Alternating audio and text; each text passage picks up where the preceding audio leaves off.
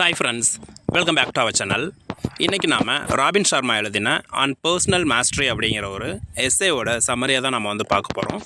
So இந்த ஒரு எஸ்ஸேயில் பார்த்தோம் அப்படின்னா ராபின் சர்மா ஒரு நல்ல ஒரு பர்சன், ஓகேங்களா. நம்ம ஒரு செல்ஃப் மாஸ்டரி அப்படின்னு, அதாவது நம்ம ஒரு திறமையான ஒரு பர்சனாக மாறணும் அப்படிங்கிறதும், அண்டு நம்மளே திறமையான மனிதராக மாற்றிக்கிறதுக்கு என்ன மாதிரியான விஷயங்களை எல்லாம் செய்யலாம் அப்படிங்கிற ஒரு ஐடியாவையும் பார்த்தோம் அப்படின்னா நமக்கு ஒரு ரைட்டர் இதில் கொடுத்துருப்பாங்க.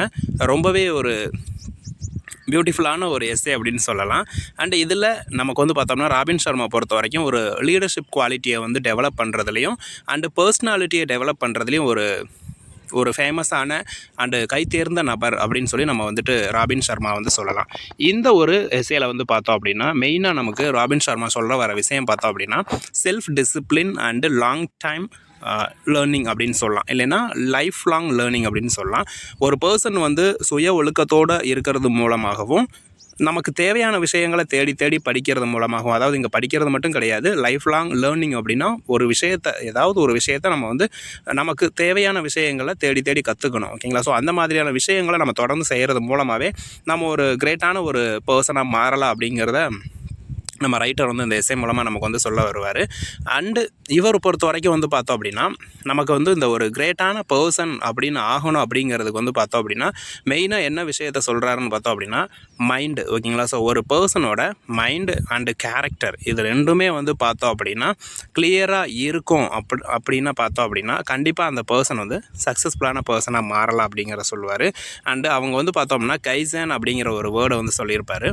ஸோ இதை ஜாப்பனீஸில் நம்ம எடுத்துக்கிறோம் அப்படின்னா என்ன ஒரு மீனிங் அப்படின்னு பார்த்தீங்க அப்படின்னா கன்ஸ்டன்ட் அண்டு நெவர் எண்டிங் அப்படின்னு சொல்லலாம், ஓகேங்களா. கண்டினியூஸான ஒரு ப்ராசஸும் அண்டு அந்த ப்ராசஸ் என்றைக்குமே முடிவு இல்லாமல் போய்கிட்டு இருக்கிறதையும் நம்ம இதில் சொல்லலாம். அண்டு இவர் பார்த்தோம் அப்படின்னா நமக்கு ஒரு செல்ஃப் மாஸ்டரி, ஓகேங்களா, ஒரு பர்சனல் மாஸ்டரி ஆகணும், ஒரு கிரேட் பர்சனாக மாறணும் அப்படின்னா அப்படிப்பட்ட ஒரு ப்ராசஸ் எப்படின்னு பார்த்தோம் அப்படின்னா ஒரு பர்சன் பேங்க் அக்கௌண்ட் வச்சுக்கிற மாதிரி, ஓகேங்களா. ஸோ ஒருத்தர் பேங்க் அக்கௌண்ட் நம்ம எல்லார்ட்டையுமே இருக்கும். ஸோ அந்த மாதிரி அந்த பேங்க் அக்கௌண்ட் இருக்குது அப்படின்னா அதில் நம்ம தொடர்ந்து பணம் சேரணும் அப்படிங்கிறதுக்காக பல முயற்சிகளை செய்வோம், ஓகேங்களா. ஸோ அந்த மாதிரி நம்ம ஒரு கைத்தேர்ந்த நபராக மாறணும் அப்படின்னா அதற்கான ஒரு முயற்சியை நம்ம தொடர்ந்து செஞ்சுக்கிட்டே தான் இருக்கணும்.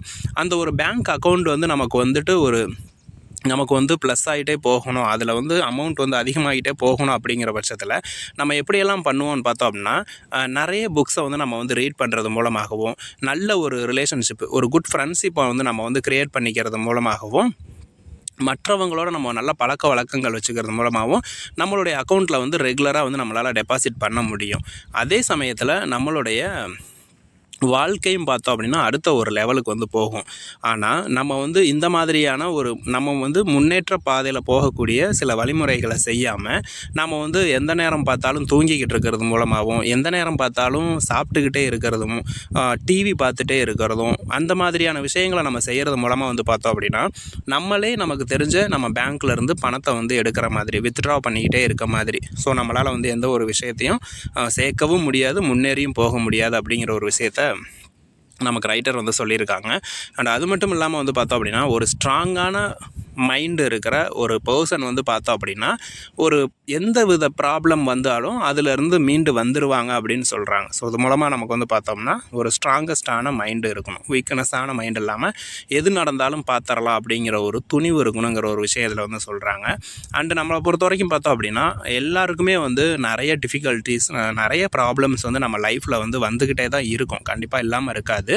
பட் இருந்தாலும் அந்த ஒரு கஷ்டமும் அந்த ஒரு ட்ரபுள்ஸும் பார்த்தோம் அப்படின்னா அந்த இடர்பாடுகள் எப்படின்னு பார்த்தோம் அப்படின்னா ஒரு மேக கூட்டம் மாதிரி தான், ஓகேங்களா. ஸோ நமக்கு வர கஷ்டங்கள் எல்லாமே நமக்கு வர ஒரு மேக கூட்டம் மாதிரி தான். அது என்ன பண்ணும் அப்படின்னு பார்த்தோம் அப்படின்னா ஹாப்பினஸ்ங்கிற ஒரு சூரியனை நம்மளை பார்க்க விடாமையே தடுத்து வச்சிரும். அந்த மேகக்கூட்டம் நம்மளை அப்படியே மறைச்சி வச்சிரும் அப்படிங்கிறாரு, நமக்கு வர கஷ்டம் எல்லாமே. பட் அதையெல்லாம் தாண்டி கடந்து நம்ம போனால் மட்டும்தான், அதை தாண்டி போகும்போது உண்மையான சந்தோஷங்கிற அந்த சூரியனை நம்மளால் பார்க்க முடியும். அதனால் நம்ம கஷ்டப்பட்டுக்கிட்டு இருக்கோம், நம்மளால் இதை செய்ய முடியாது, அதை பண்ண முடியாது, இவ்வளோ கஷ்டம் இருக்குது, இவ்வளோ பிரச்சனை இருக்குது, நம்ம ஏன் அதை பண்ணணும் அப்படின்னு சொல்லி விடாமல் ஒரு கண்டினியூஸான ப்ராசஸ் மூலமாக அதை கடந்து நம்ம போகிறது மூலமாக அந்த சன்னுங்கிற ஹாப்பினஸை நம்மளால் பார்க்க முடியும் அப்படிங்கிறதையும் அவர் நம்ம ரைட்டர் நமக்கு சொல்கிறாங்க. அண்ட் அது மட்டும் இல்லாமல் பார்த்தோம் அப்படின்னா நம்ம மைண்டு வந்து எப்படின்னா நமக்கு நம்மளுடைய எண்ணங்கள் இருக்குது பார்த்திங்களா. ஸோ நம்ம மைண்டு வந்து நம்ம உடம்புல இருக்க மசில்ஸ் மாதிரி தானா. நம்ம உடம்பு வந்து நல்லா திடகாத்திரமாக நல்லா ஃபிட்னஸாக வச்சுக்கணுன்னா நம்ம என்ன பண்ணுவோன்னா ரன்னிங் போகிறது, ஸ்கிப்பிங் பண்ணுறது, ஸ்விம்மிங் பண்ணுறது, சைக்கிளிங் போகிறது, ட்ரக்கிங் போகிறது, இந்த மாதிரியான விஷயங்களை நம்ம உடம்பை வந்து நல்லா ஸ்ட்ராங்காக வச்சுக்கணுங்கிறதுக்காக நம்ம வந்து பண்ணுறோம் பார்த்திங்களா. ஸோ அதே மாதிரி நம்ம மைண்டையும் ஸ்ட்ராங்காக வச்சுக்கணும் அப்படின்னு சொல்கிறாரு. அப்படி அந்த மைண்டை நம்ம ஸ்ட்ராங்காக வச்சுக்கிறதுக்கும் பார்த்தோம் அப்படின்னா சில எக்ஸசைஸ் வந்து இருக்குது. அதை நம்ம ரெகுலராக நம்ம வந்து கண்டினியூ பண்ணுறது மூலமாக நம்மளால் வந்து நம்ம மைண்டையும் கண்ட்ரோல் பண்ண முடியும் அப்படிங்கிற சொல்கிறாங்க. ஸோ எப்படி நம்ம வந்து உடம்பு வந்து ஃபிட்டாக இல்லாமல் போனால் நம்ம வந்து ஒரு லாங் டைம் வந்து சர்வே பண்ண முடியாதோ, அதே மாதிரி நம்ம மைண்டும் வந்து ஃபிட்டாக இல்லை, வீக்காக இருக்குது அப்படின்னா நம்மளுடைய எண்ணங்களும் பார்த்தோம் அப்படின்னா வீக்காக தான் இருக்கும். தாட்ஸ் வந்து நம்ம ஒரு வேலையை செய்ய ஆரம்பிக்கும் போதே அதை நம்மளால் செய்ய முடியாதுங்கிற மாதிரியான சில நெகட்டிவ் தாட்ஸு தான் நமக்குள்ளே வரும். அதனால் மைண்டை வந்து ஸ்ட்ராங்காக வச்சுக்கிறது ரொம்ப முக்கியம் அப்படின்னு சொல்கிறாங்க. ஸோ அப்படி வந்து அதை நம்ம மைண்டு வந்து வீக்காக வச்சுக்கிறோம் அப்படின்னா அதனுடைய ரிசல்ட் எப்படி இருக்குன்னா ஒரு இன்ஆக்டிவாக நம்ம எந்த வேலையுமே செய்ய முடியாது. அது மட்டும் இல்லாமல் அன்சக்ஸஸ்ஃபுல் பர்சனாக தான் நம்ம வந்து இருப்போம் அப்படிங்கிறதையும் நமக்கு வந்து சொல்கிறாங்க. அண்டு ஒரு குட் மைண்ட் இருக்குது பார்த்திங்கன்னா, ஒரு நல்ல மைண்டு, ஒரு நல்ல ஒரு மைண்டு, ஒரு எண்ணம் உள்ள ஒரு பர்சன் வந்து பார்த்தோம் அப்படின்னா ஈஸியாக வந்து பேட் தாட்ஸ் எல்லாம், அதாவது தவறான எண்ணங்களையெல்லாம் வந்து ஈஸியாக அவாய்ட் பண்ணிடுவாங்க. தவறான விஷயங்களில் வந்து நுழைய மாட்டாங்க அப்படின்னு சொல்கிறாங்க.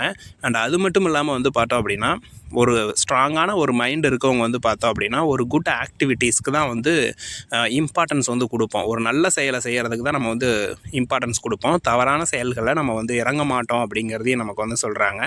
இப்படிப்பட்ட ஒரு மைண்டை வந்து நம்ம எப்படி ஸ்ட்ராங்காக வச்சுக்கலாம் அப்படிங்கிற எக்ஸசைசஸ் வந்து கொடுத்துருக்கிறது பார்த்தோம் அப்படின்னா யோகா பண்ணுறது மூலமாகவும், மெடிடேஷன்ஸ் கொடுக்கறது மூலமாகவும், அண்ட் வந்து இயற்கையோடு ஒன்றி போய் இருக்கிறது மூலமாகவும், நமக்குள்ளேயே நம்ம வந்து சில நல்ல கருத்துக்களை வந்து யோசித்து பார்க்குறது மூலமாகவும் பார்த்தோம் அப்படின்னா நம்மளுடைய மைண்டை வந்து நம்ம வந்து ஃபிட்டாகவும் ஒரு பாசிட்டிவ் எண்ணமுடைய ஒரு மைண்டாகவும் நம்மளால் வந்து வச்சுக்க முடியும் அப்படின்னு சொல்கிறாங்க.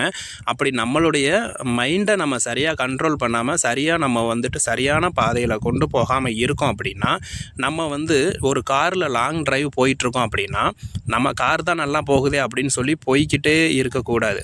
எப்படின்னு பார்த்தோம் அப்படின்னா அப்படி போய்கிட்டே இருக்கோம் அப்படின்னா ஒரு இடத்துல பெட்ரோல் இல்லாமல் நின்றோம்.